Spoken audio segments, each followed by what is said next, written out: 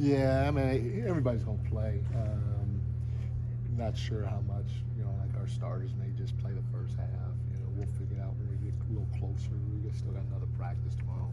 But we want to make sure, because everybody's busted their behind. And we want to make sure everybody gets a chance to be on the floor, especially for our home game here in front of our fans. How much do they want to play against another opponent other than themselves, do you feel like right now? It's interesting. Our group has been pretty competitive amongst each other, so far. And so I know they want to face another jersey. They're excited about that, especially seeing games on TV. But it's still been pretty lively and gets a little chippy every once in a while, but the competitive nature or competitive spirit is still there, and that's what you like to see. And so as long as that happens, we can have a few more practices. From a day-to-day standpoint, does this week, when you mix in preseason tests, does this week start to look a little different than the previous? It does, because obviously last week we had, I think two-a-days. I think it was last week. I think this is the second week we're in. So we're not having any more two-a-days, and that's the biggest thing. And then you gotta also be prepared to have a couple of shoot-arounds. We haven't had any shoot-around type practices yet, and so there's some different things that start to resonate or make you start to realize that the season is fast approaching. This is your first opportunity these preseason games to kind of test what you've been working on, just like from a logistical standpoint. Yeah. If certain things don't work, how often do you stick with certain things versus scrap certain things or adjust certain things? Do you make those kind of decisions in this preseason, or just ride out with what you got throughout it?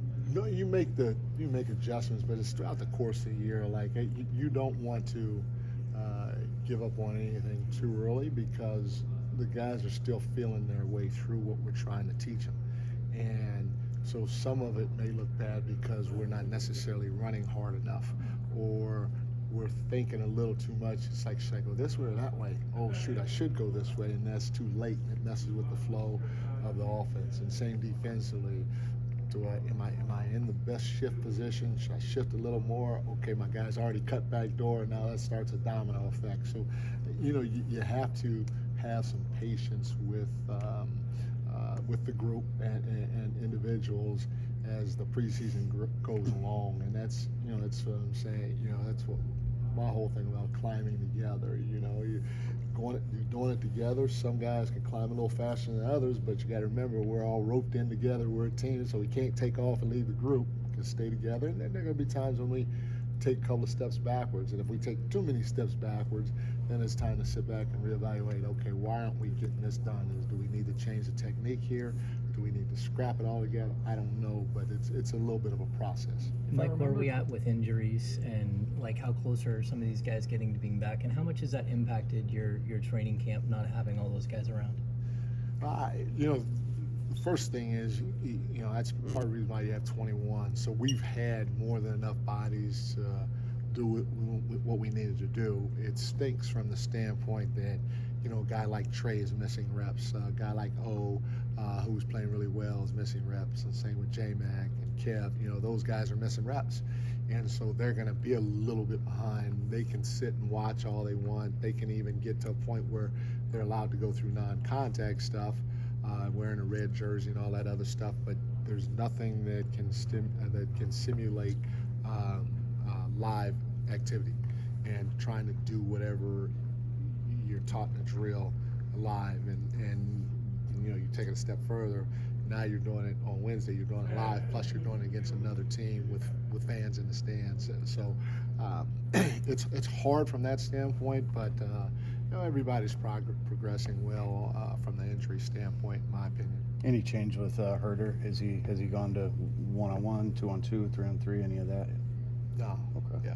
He's doing non-contact stuff right now. Okay. With having to eventually cut that 21 down to 18, what are you kind of just looking for when you have to eventually make those decisions, and how important are those final spots? There's a lot. You're looking for fit and what do we need, and can this player grow, whatever, and so if you're trying to get if you're trying to get down to the nitty gritty, you want guys that do the small things. we're a team that likes the offensive rebound. So if somebody's in that crash position, are they going to give the effort to crash every time and get a hand on the ball? That is a unique skill set that not many guys can do. A lot of guys can do it 50% of the times. Most guys can do it 75% of the time. Not many people can crash 100% of the time, putting that pressure on the defense and trying to get your hand on the ball. So that's a skill set that we're looking for. We're looking for guys that every possession, again, everybody says they want to run, but it's hard to run for 48 minutes. Trust me. And play defense the way we want to play defense. So we're looking for guys that will run the floor extremely hard every single possession to put pressure on the defense and to open up that floor for a guy like Fox, who's the fastest in the league. We're looking for guys that are going to hit somebody on the defense end of the floor, but do it without sending them to the free throw line. So having that physicality, having that presence, being able to communicate all the time at a high level. So those small things are the details are some of the details that we're talking about, trying to excel in and focus on right now with our guys, because if we need a bucket, we got guys that can go get a bucket now, and we can be ready to catch and shoot.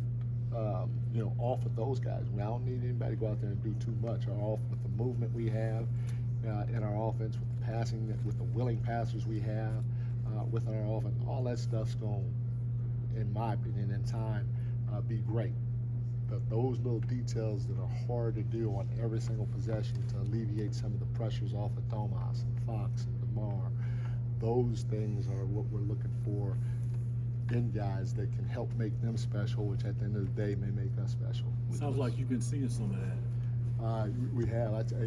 We charted crashes in the scrimmage that we had on Saturday, and you look at a guy like Isaac Jones.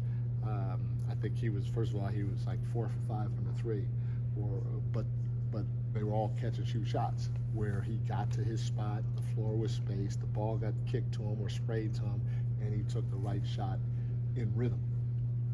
That was great, but more importantly, I think he had 11 opportunities to crash, and he crashed all 11 times and came up with some big rebounds. One time he crashed, got the rebound, sprayed it, relocated, had his feet set in the corner, the ball found him again, and he knocked down a three all in one possession. So when you have players that are going to bring something special like that to the table, for me and the rest of the staff, that's eye-opening. And so we've had some guys do some things in our practices that just make you go, okay, maybe, maybe. So he got to keep making me say maybe before I can say yes. I say maybe a lot. With that offensive rebound you've been emphasizing, obviously grabbing the board itself has its value, but what value do you see in just going in there and kind of being able to tip the ball around? It gives us a chance. Not only that, it slows their breakdown. So if you go and get your hand on it, now everybody on their team's probably coming back to try to come up with it, and now they're not getting out in transition, and who knows what can happen if you get your hand on it. We come up with it, you can hit it and it can go off somebody's leg, and now it's our ball out of bounds. There are a lot of good things, and then on top of that, I tell our guys, it's just like running. If you do something every single time, it's like, think back when you go play pickup, and there's always that one dude in the gym that's just right up in your face the whole time. Pretty soon you want to just be like, get off me, You want to just, or you're just going to be like, you know what, I don't even have time for this. It ain't that serious. So you're going to kind of quit without really quitting. So, you can take somebody's heart, or you can impose your will on somebody just by being consistent, doing it every single time. And crashing is one of them, just like running the floor. I tell a guy, if you run and get to the corners, that floor is going to just do like that. And when the floor does that, because you got to be guarded, you got a guy like Fox coming down, and who's going to stop him in transition after a make or a miss if we're in our spots and he's got all that space to be able to attack.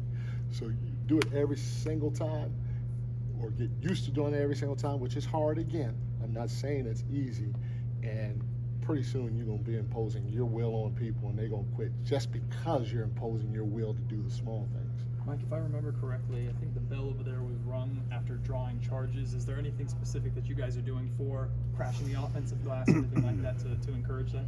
Well, so today when we played, we gave +2 points to a team that got an offensive rebound.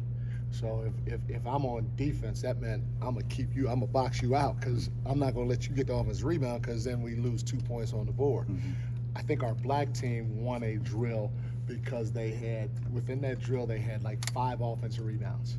I don't think they made a bucket, but they got 5 offensive rebounds, and we want to show our guys that, hey, if you win the possession game, you're gonna give yourself a chance to win while getting stops. Now you can't think you're gonna get 20 offensive rebounds and no stops and think you're gonna win, but if you get stops like you're capable of, and you offensive rebound, you come up with the loose balls, you come up with all those types of things, you're gonna give yourself, make free throws, get to the free throw line, limit them from getting there, you're gonna give yourself a chance to win. And that was proven today with the black team in this particular drill. I don't even think they made a bucket, but winning the drill because they came up with 4 or 5 offensive rebounds throughout the course of the drill. Is Luke having to hold at least one guy back to make sure all 5 crash, or is Luke allowing all 5 to crash?